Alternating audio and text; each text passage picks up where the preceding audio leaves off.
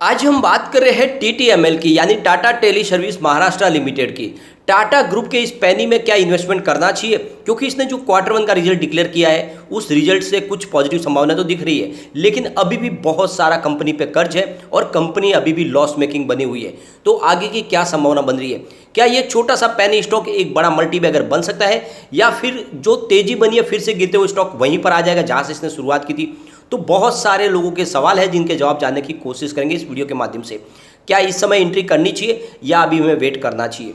वाकई में स्टॉक के अंदर क्या वो पोटेंशियल है कि हमारे निवेश को कई गुना बढ़ा सकता है? यहाँ पे इसके फंडामेंटल्स देखेंगे, इसके टेक्निकल लेवल, इसके अलावा इसके रेटिंग है क्या है, सारी बातें जानेंगे इस वीडियो के माध्यम से। और उनके बाद में हम इसे समझने की कोशिश करेंगे इसके बिजनेस मॉडल के दम पे क्या ये स्टॉक वाकई में आने वाले समय में हमारे निवेश को कई गुना बढ़ा सकता है, तो क्या यहाँ पे दाव लगाया जा सकता है। लेकिन फ्रेंड, उससे पहले अगर आप पहली बार हमारे चैनल पे आए तो चैनल को सब्सक्राइब कर दीजिए, एक बेल आइकन दबा दीजिए ताकि जब भी नया वीडियो बने पहला नोटिफिकेशन आपको मिले। वीडियो पसंद आए तो लाइक शेयर जरूर कीजिए। चलो फ्रेंड्स, वीडियो स्टार्ट करते हैं। मैं हूँ आपका दोस्त एस बी दवे और हमारे अपने चैनल ऑनलाइन कमाई में आपका बहुत बहुत स्वागत है। सबसे पहले फ्राइडे के ट्रेडिंग को अगर देखें तो स्टॉक 106 पर था, जहाँ पे 0.66% की हमें तेजी देखने को मिली। यहाँ पे इस स्टॉक के सफ़र की बात करें तो इसने बहुत ही ज़बरदस्त सफ़र तय किया है और लोगों को इसने मालामाल किया है रातों रात। क्योंकि आप देख सकते हो कि 3 अप्रैल 2020 को इसकी प्राइस मात्र 1.85 थी, यानी कोरोना काल में स्टॉक बिल्कुल कौड़ियों के भाव में आ चुका था। एक 1 रुपीज़ का शेयर था, लेकिन जब इसने दौड़ना शुरू किया तो ये 300 तक दौड़ा, यानी कई गुना रिटर्न दिया। ये एक तरह से ऐसा मल्टीबैगर था जिसने बहुत ही ज़बरदस्त रिटर्न दिया। लेकिन फिर इसमें गिरावट शुरू हुई और गिरावट के पीछे वजह बनी जब और इसके जो बोर्ड मेंबर है उन्होंने डिसीजन लिया कि ये सरकार को स्टेक बेचेंगे जो कर्ज है उस कर्ज के बदले में, और इस निर्णय ने यहाँ पे माहौल बिगाड़ा और स्टॉक में गिरावट शुरू हुई। स्टॉक ऊपर के लेवल से आधी कीमत पे आ गया। लेकिन फिर यहाँ पे आप देख सकते हो कि यहाँ पे टाटा ने इस निर्णय को बदल दिया और उन्होंने सरकार को स्टेक देने से मना किया और इसकी वजह से फिर से यहाँ पे पॉजिटिव माहौल बनना शुरू हुआ। अभी काफ़ी करेक्शन आ चुका, तो क्या एंट्री यहाँ पे की जा सकती है? क्योंकि आप देख सकते हो कि इस लेवल पे काफ़ी अच्छा लग रहा है स्टॉक। सबसे बड़ी बात यह है कि टाटा टेली का जो पुराना बिजनेस था, यानी जो टेली कम्युनिकेशन का बिजनेस, उस बिजनेस से वो बाहर निकल चुके हैं। टाटा ने अब अपने इस बिजनेस और अपने नाम दोनों को ही बदल दिया है। इसका अब नया नाम देखें तो TTBS है, यानी टाटा टेली बिजनेस सर्विस। और इसके अलावा अगर आप देखें तो इसका जो काम है वो SMEs, MSMEs और कॉरपोरेट हाउस को एक टोटल इंटरनेट सॉल्यूशन प्रोवाइड करना, यानी उनके बिजनेस के लिए हर तरह की सेवाएं प्रोवाइड करती है। एक फास्ट सुरक्षित इंटरनेट सेवा देना जिसमें बहुत सारी फैसिलिटीज़ है और ये बहुत ज़्यादा पॉपुलर हो रही है। हर कॉर्पोरेट घराना इस सर्विस को आजमा रहे और इसी वजह से इसका बिजनेस अब बढ़ता हुआ दिखाई देगा हमें, और इसी बिजनेस के दम पे अब ये स्टॉक आने वाले समय में कमाल करता हुआ दिखाई दे सकता है। कंपनी क्लाउड और SAS सर्विस प्रोवाइड करती है और इनके लिए हाई क्वालिटी का डाटा उपलब्ध कराती है, जिसके माध्यम से एक फास्ट इंटरनेट सर्विस मिल जाती है और सबसे सेफ और सिक्योर। इस समय आप समझ सकते हो कि सबसे बड़ी जो प्रॉब्लम है वो साइबर अटैक की है। ऐसे में बहुत सारी जो कंपनियां हैं वो चाहती है कि उनका जो भी इंटरनेट ब्रॉडबैंड सेवा हो वो बहुत ज़्यादा सेफ और सिक्योर हो। ऐसे में ये कंपनी उनके लिए उपलब्ध है, ये वो सर्विस जो आने वाले समय इनके बिजनेस को बहुत तेज़ी से सेफ और सिक्योर तरीके से आगे बढ़ा सकती है। और इसीलिए जितने बड़े बिजनेस हाउस हो चाहे छोटे SMEs हो, वो इस सर्विस को, इस सेवा का लाभ ले रहे हैं और इसी वजह से इनका बिजनेस अब बढ़ना शुरू हो चुका है। और इस बार इनके क्वार्टर 1 के नतीजों में ये बात हमें देखने को भी मिली है। इसके अलावा कंपनी जूम के माध्यम से, कॉन्फ्रेंसिंग के माध्यम से, आप देख सकते हो वेब कास्टिंग के माध्यम से सारी सर्विस प्रोवाइड करती है। यानी एक बिजनेस के लिए जितने भी इंटरनेट कम्युनिकेशन की जो सर्विस हो, चाहे वॉइस सर्विस हो, वो सारी की सारी सेवा ये कंपनी उनको प्रोवाइड करती है और इसी वजह से ये पॉपुलर भी हो रही है और बहुत ही शानदार। अब आने वाले समय आप देख सकते हो कि 5G इंटरप्राइजेस को भी मिलने वाला है उनके बिजनेस के लिए, तो ऐसे में टाटा इस सर्विस को ले सकती है। तो आने वाले समय 5G की अच्छी उम्दा सर्विस भी इनको मिल सकती है और ये भी इनका खुद का नेटवर्क होगा। कुल मिला के आप देख सकते हो कि साइबर सिक्योरिटी से लेस ये इनको जो TTBS की जो सर्विस है ये पॉपुलर हो रही है और इसी वजह से इसका बिजनेस आगे बढ़ता हुआ दिखाई देगा। अगर अब इनके अब रिजल्ट की बात करें तो जून 2021 में इनका 268 करोड़ रुपीज़ का जो रेवेन्यू था, सितंबर में 269 करोड़ रुपीज़ हुआ और दिसंबर 2021 में 284 करोड़ रुपीज़ का रेवेन्यू, मार्च 2022 में 273 करोड़ रुपीज़ का रेवेन्यू और जून 2022 में इस क्वार्टर में 266 करोड़ रुपीज़ का रेवेन्यू। तो आप ये देख सकते हो कि लगभग एक जैसा ही रेवेन्यू पिछले एक साल के हिसाब से।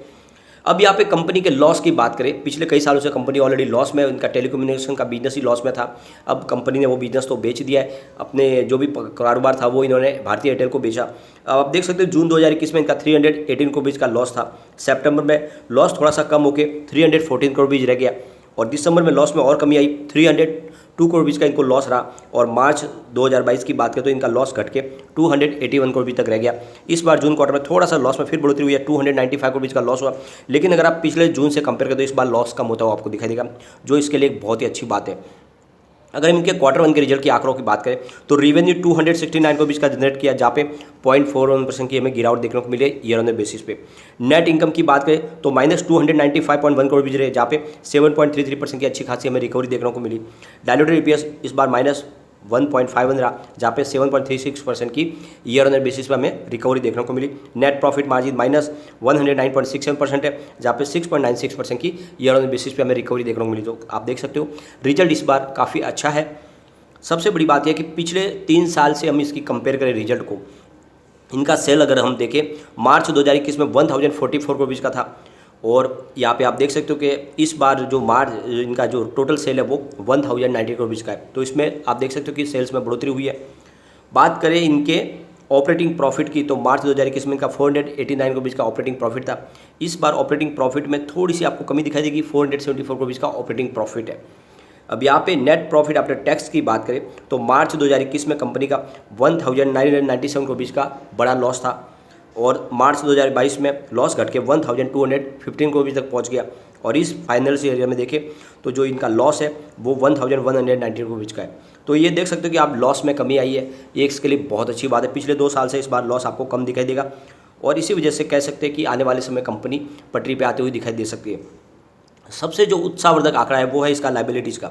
आप देख सकते हो मार्च 2020 में कंपनी की टोटल लाइबिलिटीज़ 1714 करोड़ रुपीज़ की थी, और मार्च 2021 में वो घट के 1509 करोड़ रुपीज़ रह गई, और इस मार्च 2022 में वो 1365 करोड़ रुपीज़ की रहेगी। तो लगातार कंपनी की लाइबिलिटीज़ कम हो रही है, ये इसके लिए एक बहुत बड़ा पॉजिटिव ट्रिगर है।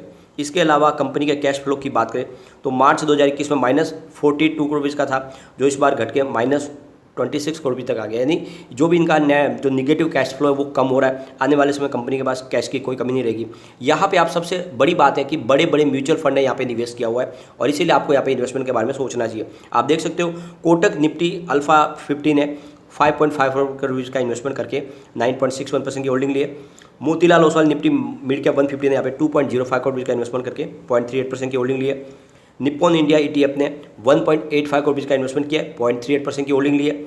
Nippon India Nifty mid cap ने 1.53 करोड़ रुपीज़ का इन्वेस्टमेंट करके 0.38% की होल्डिंग लिए। ICICI Pru nifty mid cap ने 0.46 करोड़ रुपीज़ का इन्वेस्टमेंट किया और 0.38% की होल्डिंग लिए। मीरे एसेट निफ्टी मिड कैप ने 0.27 करोड़ रुपीज़ का इन्वेस्टमेंट करके 0.38% की होल्डिंग ली हुई है। आदित्य बिरला SL निफ्टी ने 0.24 करोड़ रुपीज़ का इन्वेस्टमेंट किया और 0.38% की होल्डिंग ली है। इसके अलावा ICICI प्रू मिड कैप 150 ने 0.20 करोड़ रुपीज़ का इन्वेस्टमेंट करके 0.38% की होल्डिंग ली है। मोतीलाल ओसवाल निफ्टी 500 ने 0.17 करोड़ रुपीज़ का इन्वेस्टमेंट किया है, 0.06% की होल्डिंग ली है। Edelweiss Nifty large cap mid cap ने 0.09 करोड़ रुपीज़ का इन्वेस्टमेंट करके 0.19% की होल्डिंग ली। तो ये आप देख सकते हो कि इंडिया के बड़े बड़े म्यूचुअल फंड यहाँ पे निवेश कर रहे हैं। तो किसी पेनी स्टॉक में अगर म्यूचुअल फंड का निवेश हो रहा है, इसका मतलब यह है कि इस स्टॉक का भविष्य उज्ज्वल है, यहाँ पे दाव लगाया जा सकता है। अगर हम इसके रिटर्न को देखें तो पिछले 5 साल के हिसाब से इसने 1531% का पॉजिटिव रिटर्न दिया है।